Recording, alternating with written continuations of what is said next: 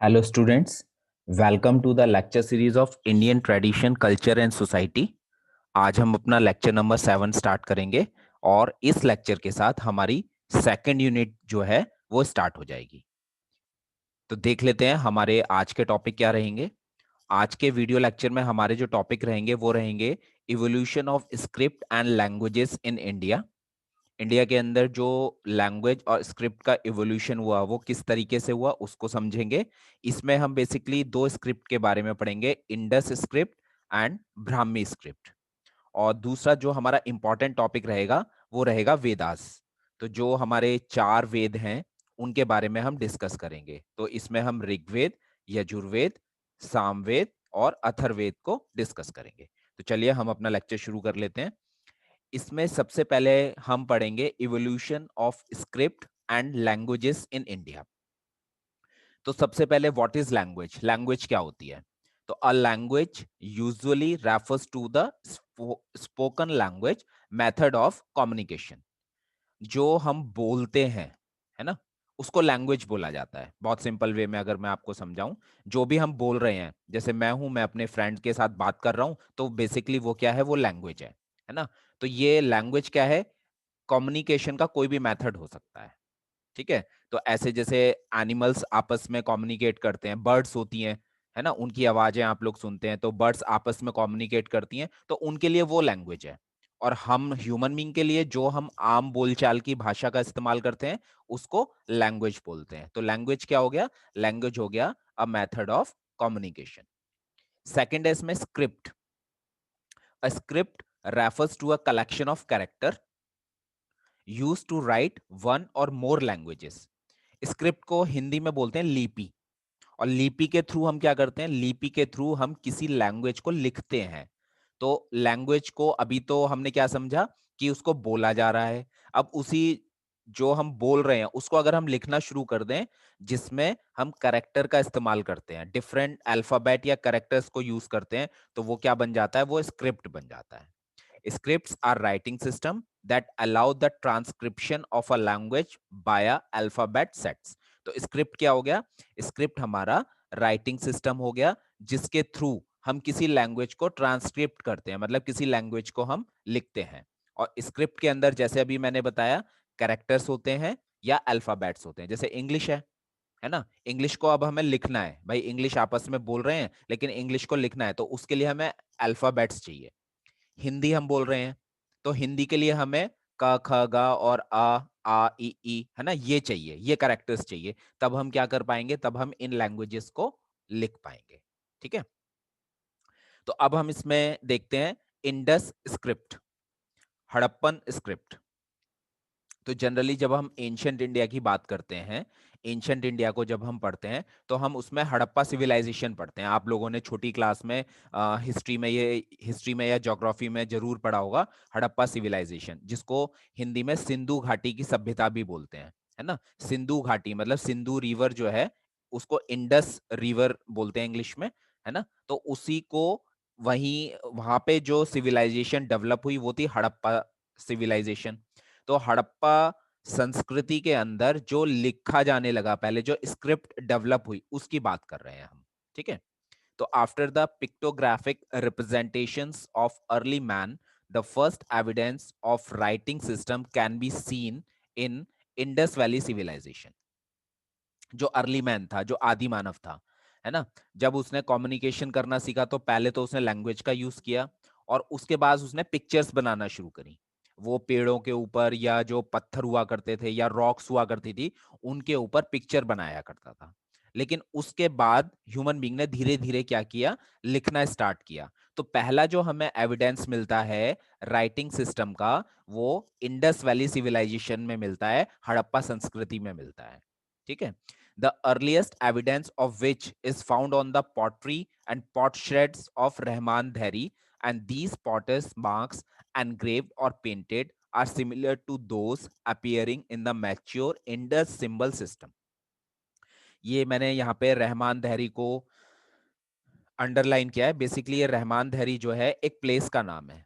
ठीक है। और ये प्लेस जो है आज की डेट में कहाँ है? पाकिस्तान में। अगर आप गूगल मैप में देखेंगे तो ये पाकिस्तान में है आज की डेट में।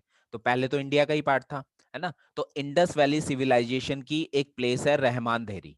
तो रहमान देहरी में खुदाई में जो एविडेंस मिले हैं, जैसे पॉटरी बर्तन वगैरह मिले हैं, तो वहां से ये पता चलता है कि उन पॉटरी के ऊपर जो है, जो मार्क्स हुआ करते थे, उनको एनग्रेव्ड किया गया था और उनको पेंट, उन बर्तनों को पेंट किया गया था। ठीक है।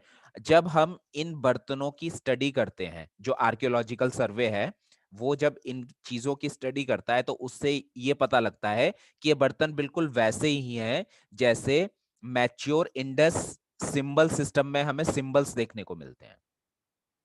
क्योंकि जो पहले राइटिंग शुरू हुई थी, लिखना शुरू हुआ था, वो सिंबल की फॉर्म में लिखना शुरू हुआ था।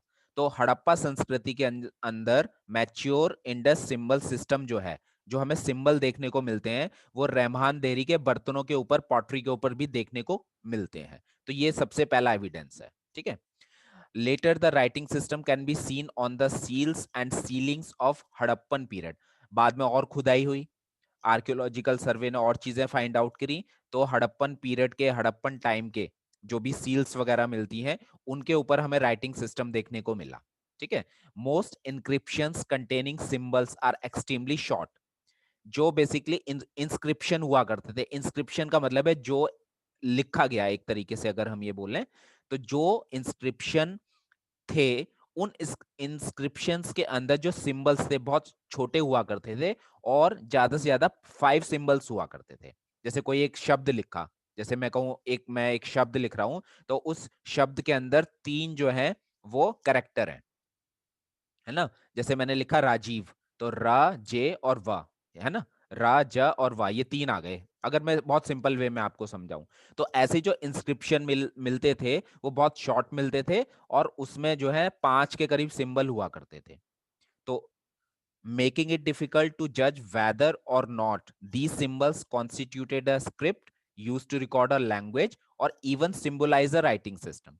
तो क्योंकि 5 ही सिंबल मिल रहे हैं, कम सिंबल मिले जो शुरू के एविडेंस मिले, तो उससे ये जज करना थोड़ा सा मुश्किल था, क्या ये स्क्रिप्ट है या ये किसी चीज को सिंबलाइज किया गया है ना, थोड़ा सा डिफिकल्ट था। फिर उसके बाद अगर हम देखें, the long inscription are found, ये तो शॉर्ट की बात हुई। अब जो लॉन्ग इंस्क्रिप्शन थे वो कहाँ मिले, वो हमारे गुजरात में, इंडिया के अंदर एक धोलावीरा जगह है, वहां पे मिले। ठीक है। The long inscription are found in Gujarat, particularly Dholavira, where slabs of stone are inscribed with inscription which might represent name plates of the houses with 24 to 34 symbols, है ना। तो जो धोलावीरा में बेसिकली वहां पे क्या मिला, खुदाई में, वहां पे बड़े बड़े स्लैब्स मिले स्टोन के, उनके ऊपर कुछ लिखा गया था, इंस्क्रिप्शन थे। और जब उनको स्टडी किया गया, तो ये कहा गया कि इसमें 24 से 34 सिंबल्स तक हैं, है ना। और फिर उनको बताया गया कि हो सकता है ये जो है, ये नेम प्लेट हो जो घर के बाहर लगाई जाती हैं। ठीक है। The characters are largely pictorial. ये जितने भी करेक्टर थे इन इंस्क्रिप्शन में, वो पिक्चर की फॉर्म में थे। Inscriptions are written mostly from right to left. और ये जो इंस्क्रिप्शन लिखे गए थे, ये राइट साइड से लेफ्ट की तरफ लिखे गए थे। जैसे हम लोग हिंदी लिखते हैं ना, या इंग्लिश लिखते हैं, हम तो लेफ्ट से स्टार्ट करते हैं और राइट की तरफ जाते हैं। लेकिन ये जो इंस्क्रिप्शन थे, ये कहा गया कि ये राइट से लेफ्ट की तरफ लिखे गए। ऐसा कैसे बताया गया होगा? because there are several instances of the symbols being compressed on the left side।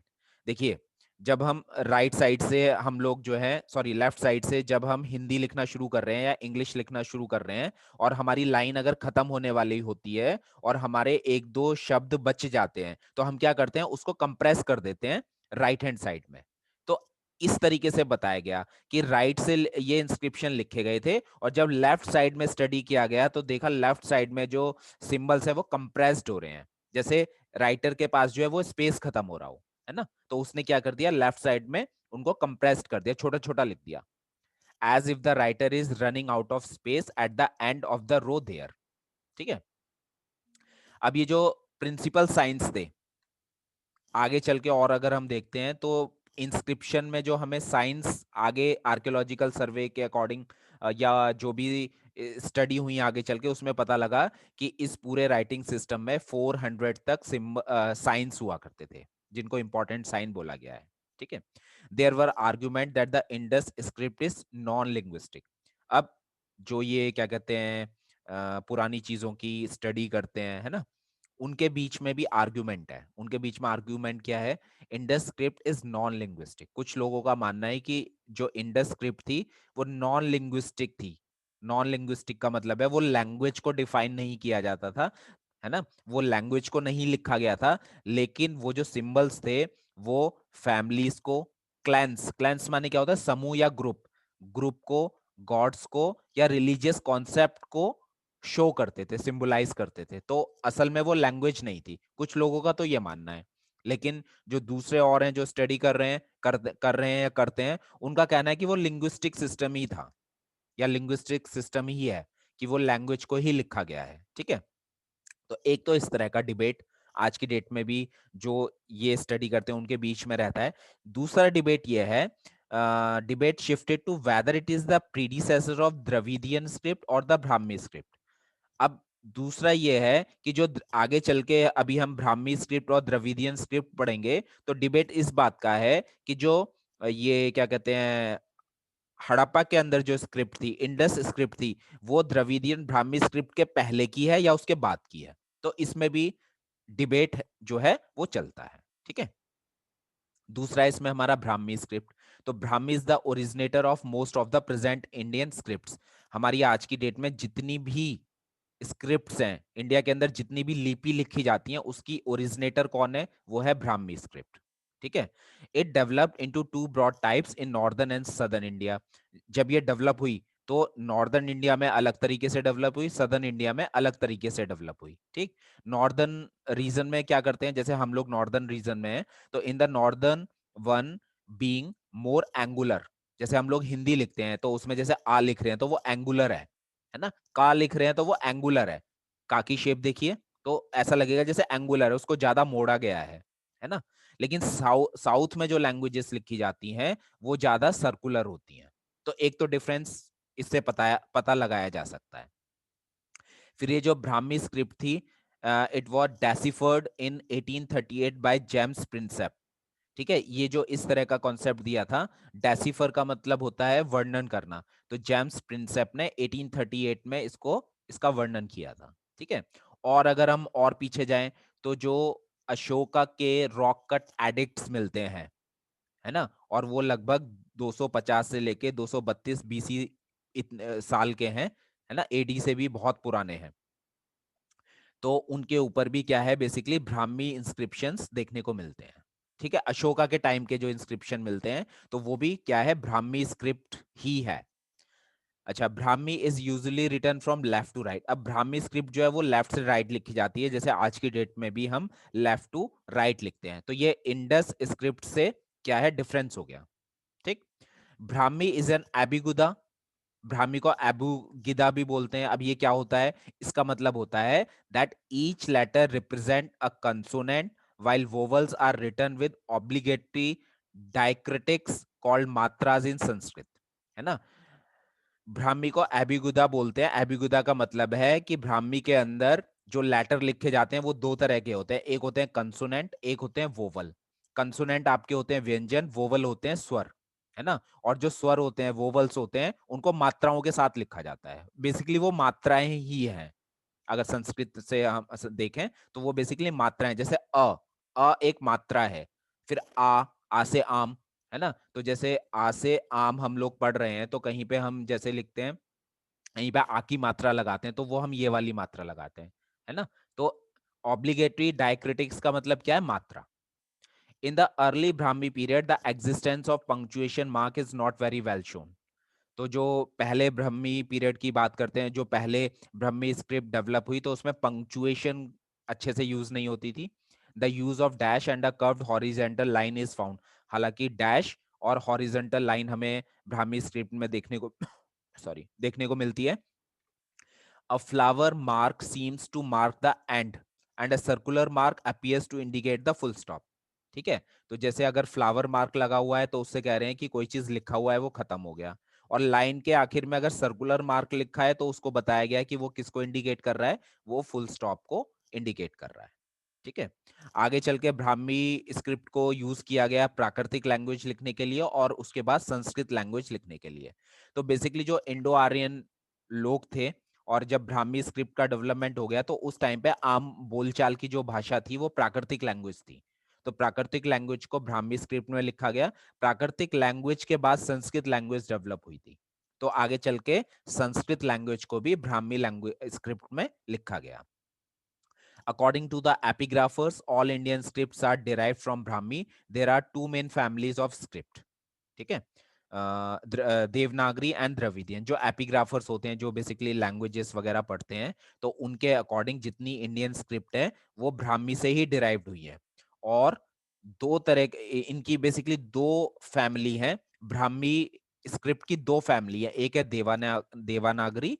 देवानागरी में जो है नॉर्थ और वेस्टर्न इंडिया की लैंग्वेज लिखी गई है, जैसे हिंदी, गुजराती, बंगाली, मराठी, डोगरी, पंजाबी एटसेट्रा। और द्रविडियन, द्रविडियन आपकी है जिसमें साउथ इंडिया की लैंग्वेज लिखी गई है, जैसे Grantha and Vatteluttu. Grantha and Vatteluttu basically आपकी ये साउथ इंडियन लैंग्वेजेस से इसको कंपेयर करते हैं, और इसमें आपका तमिल, तेलुगु, मलयालम, कन्नड़ ये सारी भाषाएं आ जाती हैं, है ना। तो जो नॉर्थ और वेस्टर्न इंडिया की लैंग्वेजेस हैं वो उनको देवनागरी लिपि में लिखा गया है, और साउथ इंडिया की जो लैंग्वेज है उनको द्रविडियन लैंग्वेज बोलते हैं, द्रविडियन स्क्रिप्ट में लिखा गया है। ठीक है, लेकिन ये दोनों ही किसकी कैटेगरी है? ये ब्राह्मी स्क्रिप्ट की category. Now the Vedas, next topic है हमारा वेदास। ठीक है, तो जो हमारे चार वेद हैं उनकी बात करेंगे। The Vedas are the earliest literary records of the Sanskrit literature in India. वेदों को सबसे पुराना जो है संस्कृत लिटरेचर माना जाता है। ठीक है, वेदा एग्जिस्टेड सिंस टाइम इमोरियल। जब से टाइम है तब से वेदा जो है एग्जिस्ट करते हैं। वेदों के बारे में एक्चुअली बहुत सारी कहानियां प्रचलित हैं। वेदों को कहा गया है ये अमर है ना। वेदों को कहा गया है कि ये भगवान ने इनको बनाया, और बाद में चल के ह्यूमन बीइंग तक ये ओरली, है ना, वर्बली पास होते चले गए, और बाद में इनको फिर राइटिंग फॉर्म में लेके आए। कुछ लोगों का मानना है कि इनको ऋषि जो वेद व्यास थे उन्होंने लिखा था। तो बेसिकली एक ये भी कहानी प्रचलित है कि जो ये वेद व्यास थे, स्टार्टिंग में जो वेद था वो एक ही था, है ना। कुछ कहते हैं ब्रह्मा जी ने लिखा, ठीक है, और ब्रह्मा जी से वो ऋषियों ने सुना, ऋषियों से उनके शिष्यों में पास हुआ, आगे चल के वो वेद व्यास जी तक पहुंचा। तो वेद व्यास जी ने कहा उन उस एक वेद को उन्होंने चार वेदों में डिवाइड किया। ठीक है, तो ये कहते हैं कि बेसिकली वेद व्यास जी ने ही वेदों को लिखा, लेकिन वेद तो पहले ही लिखा गया था, है ना। वो पहले ही कहीं जैसे मैंने कहा ना, टाइम इमोरियल से ही थे वेद। तो वेद व्यास जी ने एक वेद को चार पार्ट में डिवाइड किया। व्यास माने क्या होता है? व्यास माने डिवाइड करना होता है, इसीलिए उनका नाम वेद व्यास पड़ा, वेदों का व्यास, है ना। तो ये एक कहानी भी प्रचलित है। तो many believe that sage Ved Vyas wrote them, but the fact is that he just divided the complete Veda into four parts. ठीक है, earlier to him all four them existed together. उनसे पहले जो वेद थे वो एक ही वेद था, वेद व्यास जी ने उनको चार पार्ट में डिवाइड किया था। ठीक, the Vedas are believe to be the oldest holy books in Hinduism. Sanatana Dharma, जो हिंदू धर्म है, जो सनातन धर्म है, उसमें एक तो पवित्र बुक का दर्जा इनको दिया गया है, और यह कहा गया सबसे ओल्डेस्ट बुक है। The Vedas are the large body of vast knowledge and text, religious and spiritual teachings of which encompasses all aspects of life। वेदों के अंदर नॉलेज तो है ही, वास्ट नॉलेज है, साथ में रिलीजियस और स्पिरिचुअल टीचिंग्स भी हैं, और ये लाइफ के हर एक एस्पेक्ट को क्या करती हैं? उसको कवर करती हैं। ठीक है, तो अब डेफिनेशन देख लेते हैं एक बार। Veda simply means knowledge. It is a Sanskrit word from the root vid, which means finding, knowing, acquiring and understanding. Veda जो है शब्द, वो संस्कृत वर्ड विद से बना है, जिसका मीनिंग होता है कुछ फाइंड करना, कुछ जानना, कुछ पाना, या कुछ समझना। और सिंपली मीनिंग देखें तो वेद का मतलब है नॉलेज। ठीक है, तो जैसा आप लोगों को सभी को पता है, हमारे चार वेद हैं, Rigveda, Yajurveda, Samaveda and Atharvaveda, and all of them are attributed to as Chaturveda. चारों को मिला के चतुर्वेद बोल देते हैं।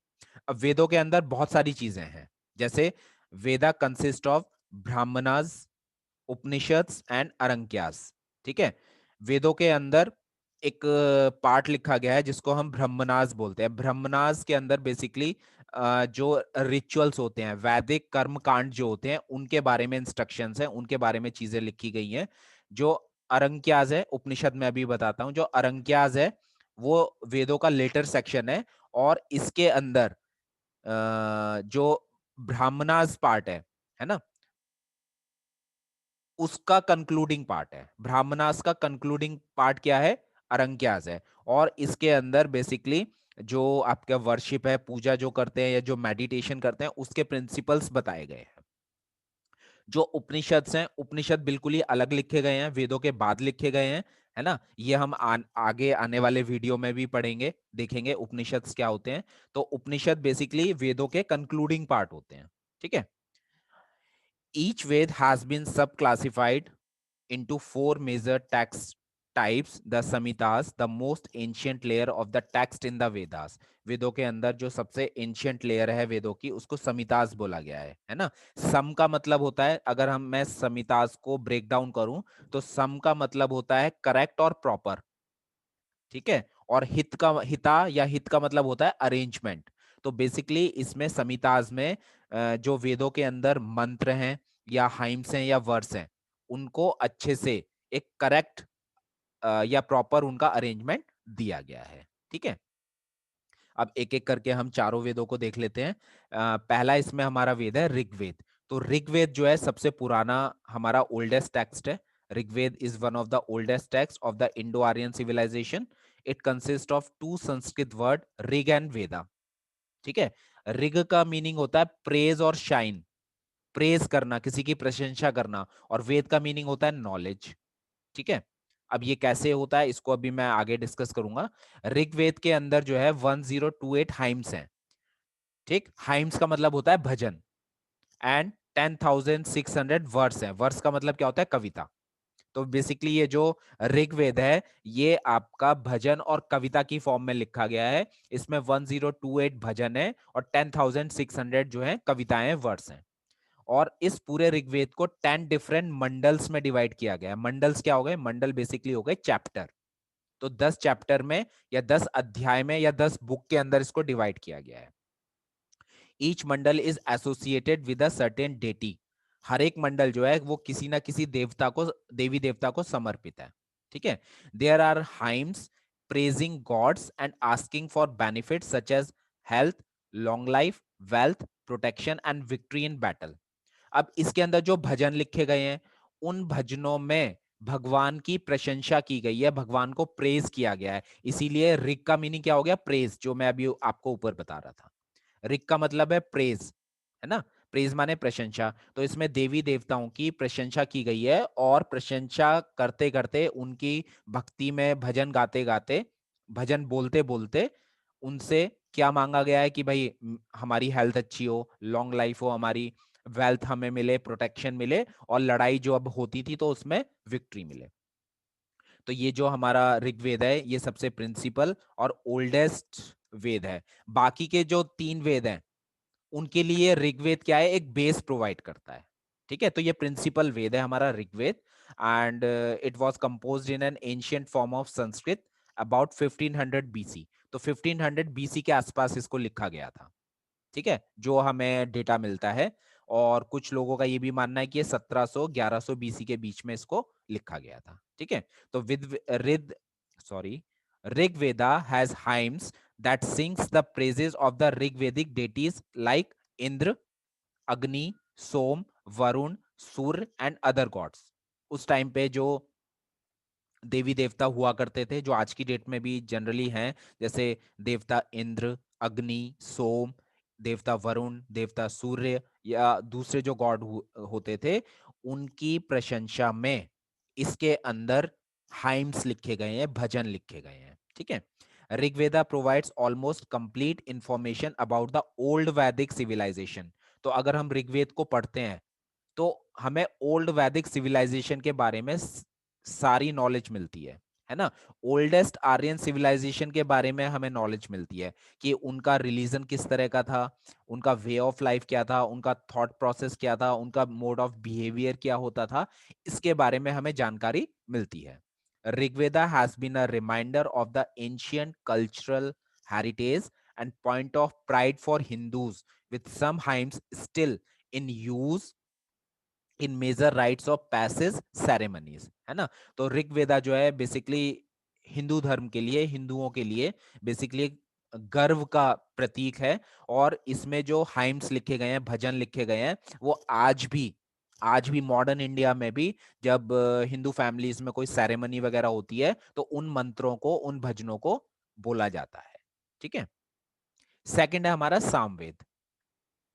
तो Samaveda known as the Veda of melodies and chants. ठीक है। सामवेद को बोला गया है Veda of melodies, and it is the second in the series of the fourth Vedas. Some sorry Samaveda is referred as book of songs. Samaveda को बुक ऑफ सॉन्ग्स भी बोला जाता है। तो वेद ऑफ मेलोडीज भी बोला जा रहा है और बुक ऑफ सॉन्ग्स भी बोला जा रहा है। तो आप इससे आइडिया लगा सकते हैं इसमें म्यूजिक की कहीं बात की गई होगी। ठीक है। तो it is derive from two words, saman of Sanskrit meaning song and Veda meaning knowledge, song के बारे में नॉलेज। ठीक है। तो ये जो पूरा सामवेद है ये कह सकते हैं मेलोडी की फॉर्म में है। ठीक। अब कैसे मेलोडी की फॉर्म में है? In Samaveda the words of Rigveda put to music and are to be sung rather than to be read और रिसाइटेड। ऋग्वेद की अभी हमने बात करी। ऋग्वेद में हमने कहा कि ऋग्वेद में जो भजन लिखे गए हैं, है ना, देवी देवताओं की प्रशंसा में भजन लिखे गए हैं। अब उन भजनों को अगर म्यूजिक दे दिया गया तो क्या होगा? उनको गाया जाएगा।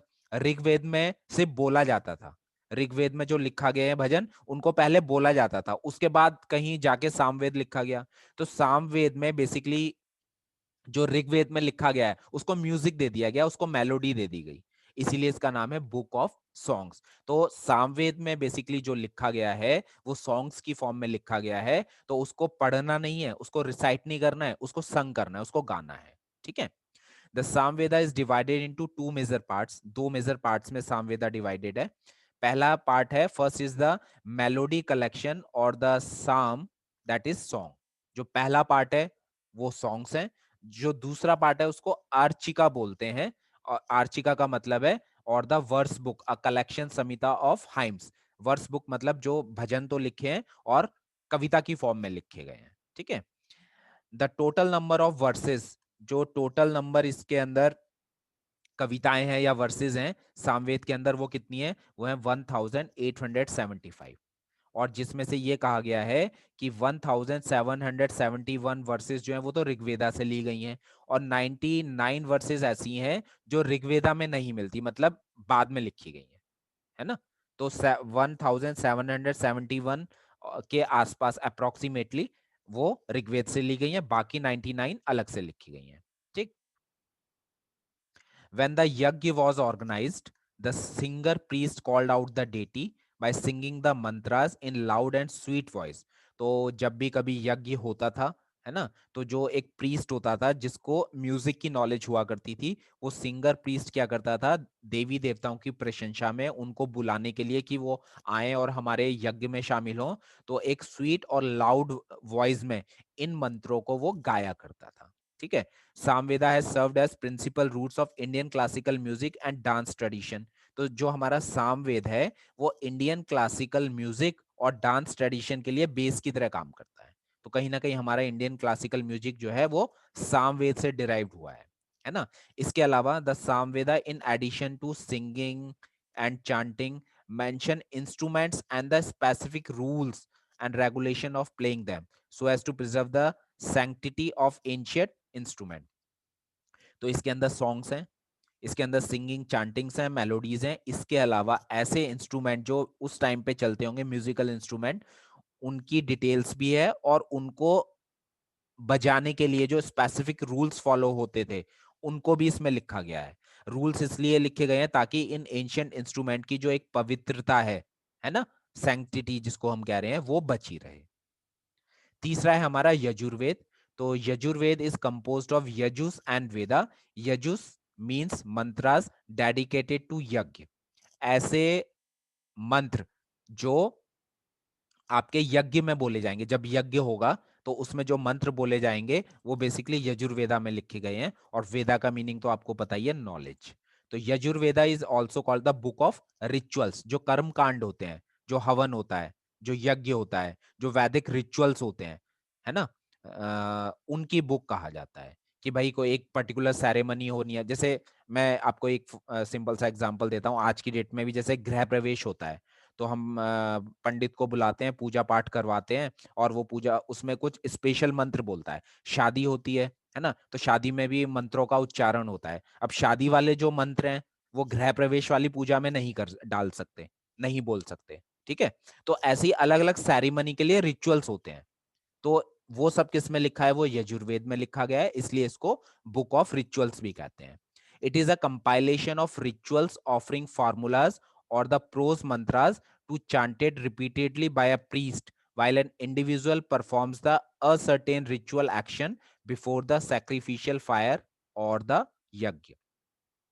तो जैसे आज की डेट में भी होता है कि हम लोग जब यज्ञ करते हैं, कोई सेरेमनी करते हैं, पंडित को बुलाते हैं, वो पूरा विधि विधान से पूजा पाठ करवाता है, तो उसमें मंत्रों का उच्चारण करता है, एक रिचुअल को फॉलो करता है। तो पुराने टाइम से ये चला आ रहा है ना। तो वही इसमें लिखा है कि एक इंडिविजुअल जो है वो अपनी पूजा परफॉर्म कर रहा है, और साथ में जो पंडित हैं, प्रीस्ट है, वो पूजा करवा रहा है और मंत्रों का उच्चारण कर रहा है, ठीक है। तो बेसिकली यजुर्वेद जो हो गया वो एक तरह से प्रैक्टिकल गाइड बुक हो गई, किसके लिए, प्रीस्ट के लिए और पुरोहित के लिए, who execute the act of ceremonial religion, ठीक है। तो बेसिकली जो एंशियंट इंडिया में या आज की डेट में भी जो पंडित होते हैं, पुरोहित होते हैं, वो यजुर्वेद को फॉलो करते हैं, है ना। और ये कहा गया है कि यजुर्वेद जो है लगभग 1200 टू 800 बीसी के आसपास लिखा गया था, ठीक। अब ये जो हमारा यजुर्वेद है, इसको दो पार्ट में डिवाइड किया गया है। एक होता है कृष्ण यजुर्वेद, जिसको ब्लैक यजुर्वेद बोलते हैं, और दूसरा है शुक्ल यजुर्वेद, जिसको व्हाइट यजुर्वेद बोलते हैं। अब जैसे भगवान श्री कृष्ण है, तो वो एकदम गोरे तो थे नहीं, है ना। तो उनका जो रंग था, थोड़ा सा कैसा था, काला था, दबा हुआ था। तो इसीलिए कृष्ण यजुर्वेद बोला गया है, ब्लैक यजुर्वेद बोला गया है। और शुक्ल माने क्या होता है, व्हाइट। शुक्ल यजुर्वेद, व्हाइट यजुर्वेद। दोनों में क्या डिफरेंस है, 2 नंबर में क्वेश्चन पूछा जा सकता है। The verses of the Krishna Yajurveda being unarranged, unclear and desperate और dissimilar, the collection is referred as black Yajurveda. Basically Krishna Yajurveda के अंदर जो वर्सेस, कविताएं या वर्सेस लिखी गई हैं, वो अनअरेंज्ड हैं, अनक्लियर हैं, है ना। बहुत सी ऐसी बातें लिखी गई हैं या ऐसी वर्सेस लिखी गई हैं जिनका अभी तक हम मीनिंग नहीं निकाल पाए हैं, इसलिए उसको ब्लैक यजुर्वेद कहा गया है। जबकि जो आपका व्हाइट यजुर्वेद है, उसमें सारी चीजें क्या है, वेल अरेंज्ड है, और उसमें हर एक चीज का एक पर्टिकुलर मीनिंग दिया गया है, इसलिए उसको शुक्ल यजुर्वेद या व्हाइट यजुर्वेद कहा गया है। और फिर जब हम यजुर्वेद को पढ़ते हैं, तो हमें वैदिक ईरा के एग्रीकल्चर के बारे में, इकोनॉमिक और सोशल लाइफ के बारे में पता चलता है, ठीक है। अब लास्ट इसमें हमारा फोर्थ वेद है, अथर्ववेद।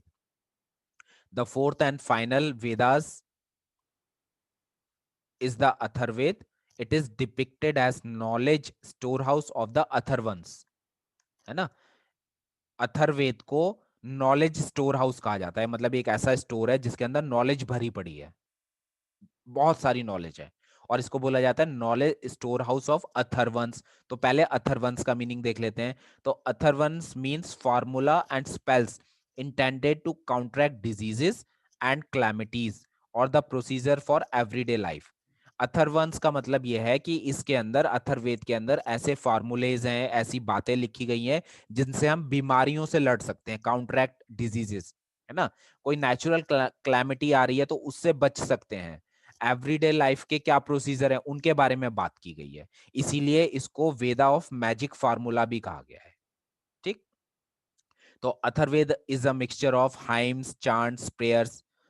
इसके अंदर भजन है, इसके अंदर उच्चारण है, इसके अंदर प्रेयर्स हैं, and involves issues such as healing of illness, prolonging life, black magic, rituals for removing maladies and anxieties, है ना।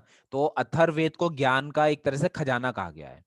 इसके अंदर बीमारियों से कैसे बचना है, बीमारी इलनेस से कैसे हील करना है, उस बारे में लिखा गया है ना।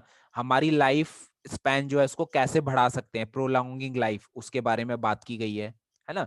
फिर रिमूविंग मैलेडीज एंड एंग्जाइटी, जो हमें एंग्जाइटी होता है, कई तरह के हमें विकार होते हैं, कई तरह के डिजीज होती हैं, उनको कैसे रिमूव किया जा सकता है, उसके बारे में रिचुअल्स इसमें लिखे गए हैं। एंड ब्लैक मैजिक, जैसे आपने काला जादू का नाम सुना होगा, तांत्रिक विद्या या काला जादू, उसके बारे में भी इसमें जानकारी दी गई है। तो इसके अंदर it is a collection of 730 hymns, इतने इसके अंदर 730 जो है वो भजन है, 6000 इसके अंदर मंत्र हैं, और ये 20 बुक्स के अंदर डिवाइड है। अपने आप में ये बहुत बड़ा वेद है, ठीक है। विथ 3 उपनिषद्स एम्डेड टू इट, और जो बाद में 3 उपनिषद लिखे गए, जैसे मुंडका उपनिषद, मंडूक्या उपनिषद एंड प्रश्न उपनिषद। टोटल उपनिषद जो होते हैं वो 18 है, मेन उपनिषद जो है, उसमें से जो 3 उपनिषद हैं वो अथर्ववेद के ऊपर ही बेस्ड है। तो जब हम उपनिषद पढ़ेंगे वहां पे इसकी डिटेलिंग करेंगे, ठीक है।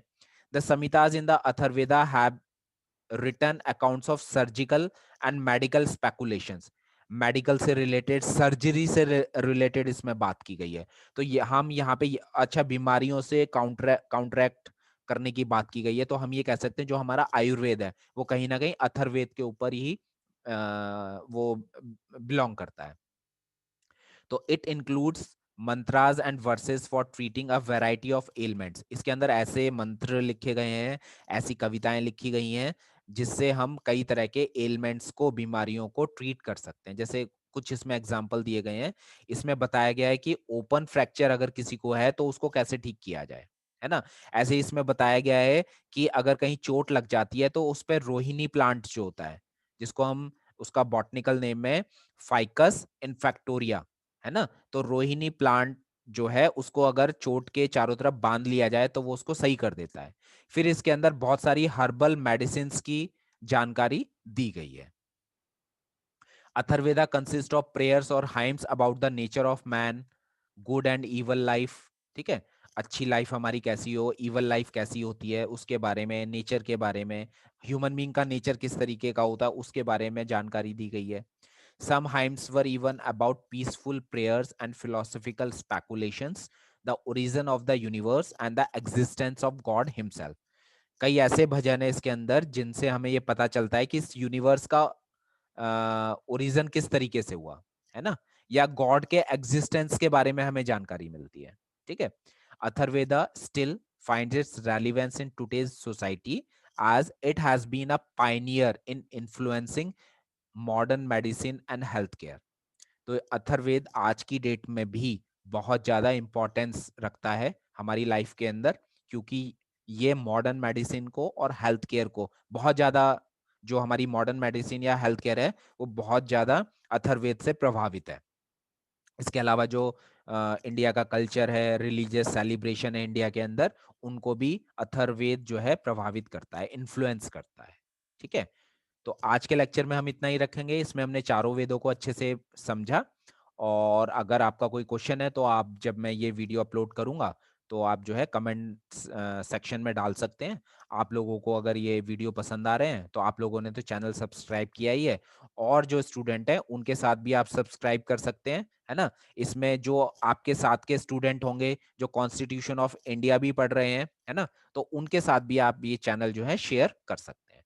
तो आज के लेक्चर में इतना ही रखते हैं। Thank you.